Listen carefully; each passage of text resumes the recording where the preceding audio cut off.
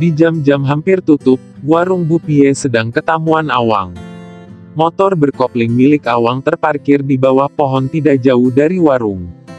Awang adalah salah satu sahabat terdekat Gama. Malam ini sepertinya mereka berjodoh bertemu di warung Bu Pie. Gama sedang menuju ke sini.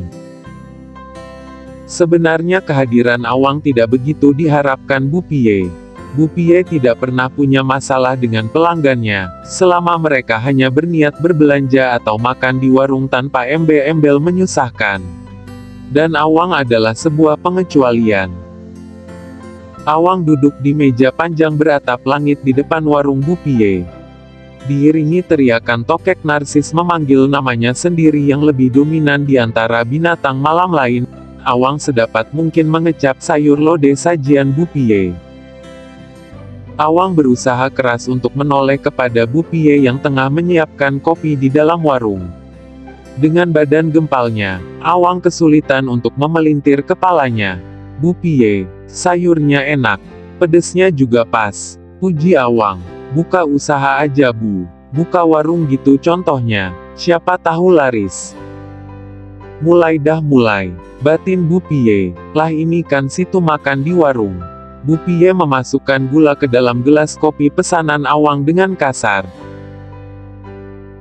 Dari arah gang makam, Gama mendekat ke warung dan menghampiri meja panjang. Kaos oblong buatan lokal bertuliskan, "Ini Budi," milik Gama terbaca jelas oleh penerangan warung Bu Pie. "Hei Gama, duduk." Awang sumringah dengan kedatangan Gama. Awang menyingkirkan mangkuk bergambar ayam jago dari hadapannya. Urusannya dengan sayur lodeh baru saja berakhir. Urusan Awang mengganggu Bu Pie ikut berakhir. Gama duduk di kursi plastik di depan Awang. "Jarang kelihatan. Gimana kabar dirimu, sehat?" sapa Awang. Sebelum menjawab salam Awang, Gama membakar satu rokok yang diambilnya dari bungkus kretek bercap angka 234 tergeletak di atas meja. Gama tidak kalah senang bertemu dengan temannya yang khas dengan gaya bicara, "Diriku dirimu," di depannya sekarang. Seperti biasa Wang standar.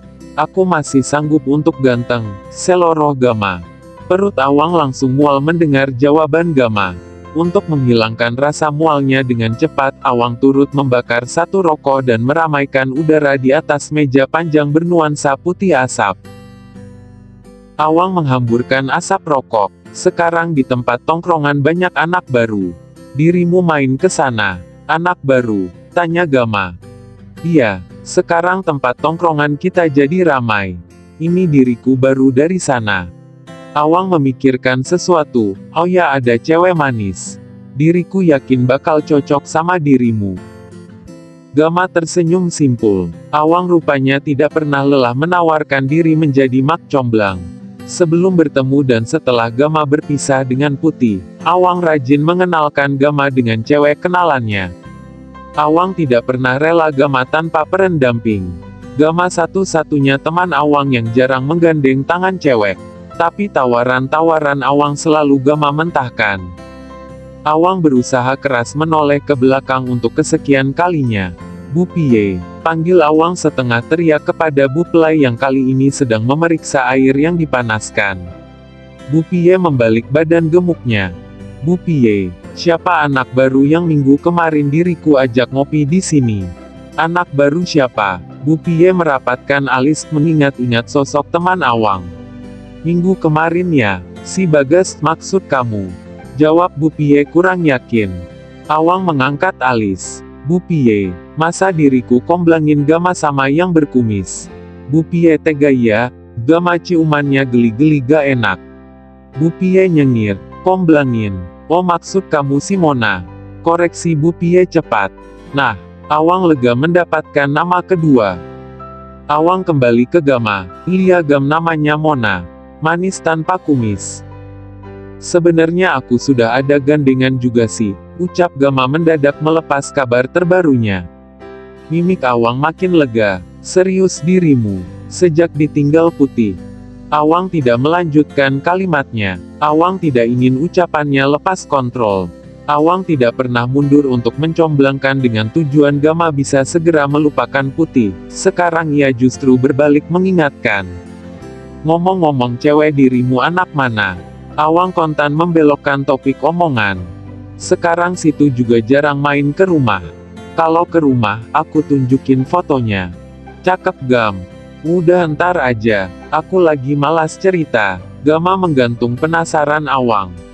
Awang berdecak, biasa dirimu ini, apa-apa disimpan sendiri. Protes Awang terpenggal kedatangan Bu Pie mengantar segelas kopi ke meja panjang. Lama sekali bikin kopinya Bu. Masak air di dapur tetangga ya. Kesal Awang kepada Gama pindah ke Bu Pie. Sabar, apa yang bisa diharapkan dari preman pasar? Bu Pie mewanti-anti diri dalam hati. Awang memiliki bengkel motor di samping pasar induk Duku Trowulan, tapi dengan tubuh gempal dan kelakuan tidak alim Awang. Bu Pie lebih suka mengenalinya sebagai preman pasar, tidak kurang tidak lebih. Dirimu kopi juga, tawar Awang kepada Gama. Pastinya, jawab Gama. Bu Pie kopinya satu lagi, buat Gama. Awang mewakili Gama memesan kopi baru. Gama menyesap rokok kretek yang sudah pendek, menyisakan beberapa kali hisapan lagi. Ayo Gam, ceritain cewek dirimu, gak usah rahasia-rahasiaan. Awang menagih setengah memaksa. Awang belum lupa bahan obrolannya dengan Gama sebelum Bu Pie memotong obrolan mereka. Awang makin penasaran dengan cewek baru Gama, cewek yang berhasil menyisihkan tawaran legitnya. Awang tidak sabar untuk mendengarnya malam ini juga.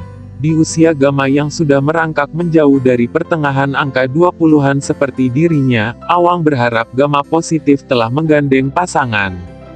Sudah lama juga Awang tidak mendengar kabar cinta-cintaan dari Gama sejak ditinggal si Putih. Awang berharap roman cinta Gama kali ini bisa lebih putih.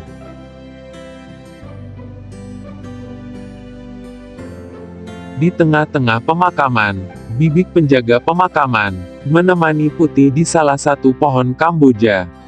Putih hanya diam dan berusaha tenang, tidak berani menceritakan kejadian di sungai tadi. Putih tidak ingin Bibik juga melarangnya keluar rumah di waktu malam jika Bibik mengetahui yang sebenarnya. Putih tiba-tiba merasa tidak nyaman dengan duduknya. Putih sudah terlalu lama di pohon yang sekarang. Putih ingin pemandangan baru. Putih melirik pohon Kamboja berjarak 4 pusara darinya, pohon Kamboja yang lebih besar batangnya, dan lebih rimbun dedaunannya. Putih berdiri dan memutuskan pindah duduk di pohon dengan gundukan tanahnya yang lebih rendah yang diincarnya tadi. Bibik ikut pindah kembali bersampingan dengan Putih. Belum ada kisah antara Putih dan Bibik di tempat duduk mereka yang baru. Putih hanya menatap kosong jauh ke arah kegelapan pohon-pohon sekeliling pemakaman. Bibik memonitor gerak-gerik Putih. Akhir-akhir ini, Bibik lihat kamu jadi sering muram, ucap Bibik dengan hati-hati mengungkapkan apa yang dilihatnya pada Putih. Sekarang kamu jadi banyak diamnya, lanjut Bibik penjaga pemakaman. Putih tidak menjawab pertanyaan Bibik penjaga pemakaman. Besar kemungkinan Bibik mengetahui yang ada di diamnya. Selama ini hanya Bibik yang bisa dan setia menemaninya, hanya Bibik yang bisa ia jadikan tempat untuk bicara.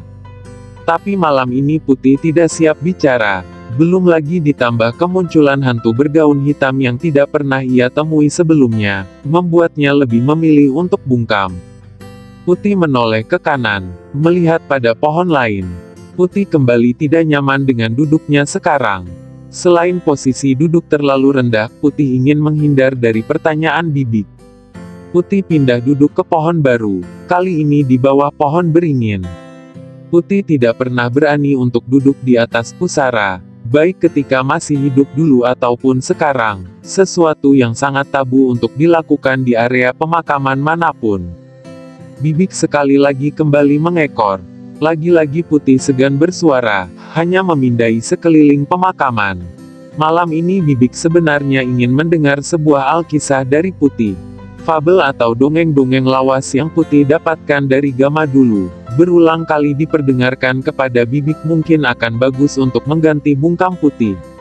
Dan aura Putih selalu semangat jika harus menceritakan kembali kisah-kisah dari Gama. Cerita-cerita bawang putih bawang merah, timun mas, semut dan mahkota, si kelinci dan kura-kura, gajah bergading biru, ande lumut, ranah merah delima dan banyak lagi judul di daftar Bibik yang ingin salah satunya diperdengarkan padanya. Akan sangat bagus, jauh akan sangat bagus untuk mengganti muram di diamnya Putih. Tapi Bibik hanya bisa menunduk pasrah melihat Putih. Seperti beberapa hari belakangan ini, hanya Putih yang terdiam yang Bibik lihat malam ini. Belakangan, Putih juga lebih banyak untuk menghindar dari Bibik daripada untuk berkisah. Apakah ini tanda Putih kembali coba mengingat kebersamaannya dengan Gama? Bibik mencemaskan itu yang sedang terjadi di diri Putih. Dan malam ini, Bibik merasa Putih lebih sensitif dari biasanya. Putih mudah untuk merasa tidak nyaman, bahkan hanya untuk perkara duduk. Tidak ada yang berhasil lebih menggoyahkan angan Putih selain sosok Gama. Bibik akan sangat kecewa jika benar Putih kembali mengenang kebersamaan indahnya dengan Gama. Bibik lebih senang Putih tanpa bayang-bayang Gama. Kenangan bersama Gama kerap menumbuhkan harapan Putih untuk bisa kembali ke pelukan Gama. Angan indah yang justru berbalik menyakiti Putih. Yang Bibik tahu, Putih sudah lama berhasil memendam perasaannya akan Gama. Bibik mencurigai, jangan-jangan selama ini Putih menyembunyikan perasaan yang sebenarnya. Dan kini perasaan Putih akan Gama semakin tidak terbendung.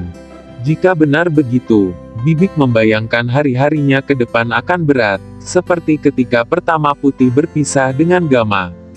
Seperti ketika awal-awal Putih meninggalkan jasadnya. Putih tidak bisa menerima perpisahan itu. Dan mulai malam ini, Bibi merasa, besar kemungkinan hari-hari keras itu akan terulang.